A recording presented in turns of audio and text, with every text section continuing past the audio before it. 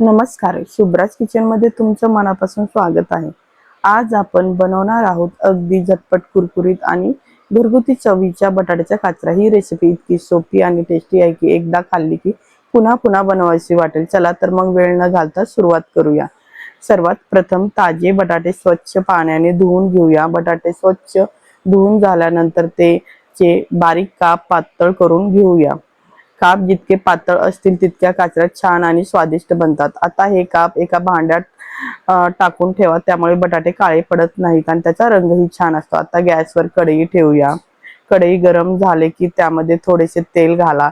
तेल छान गरम झाल्यावर त्यात मोहरी टाका। मोहरी तडतडली की थोडीशी हळद घाला। हळदीमुळे काचऱ्यांना सुंदर रंग येतो।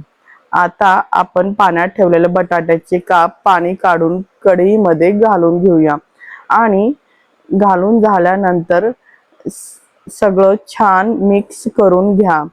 यानंतर मिक्स करून झाल्यानंतर त्यामध्ये थोडंसं हिंग घालून घ्या आणि थोडीशी हळद, आणि काचऱ्या सतत हलवायच्या नाहीत, नाहीतर त्या तुटतात। आता आपल्या चवीनुसार लाल तिखट, थोडेसे मीठ घालून घ्या। तिखट तुमच्या आवडीनुसार कमी जास्त करू शकता। आता पुन्हा हलक्या हाताने सर्व छान मिक्स करून घ्या। आता मंद आचेवर साधारण 10 मिनिटे शिजू द्या। मध्ये 1-2 वेळा हलक्या हाताने मिक्स करा, म्हणजे काचऱ्या सगळीकडे छान शिजतात। आणि शिजून झाल्यानंतर आणि बघा, आपल्या गरमागरम खमंग आणि स्वादिष्ट बटाट्याच्या काचऱ्या तयार आहेत।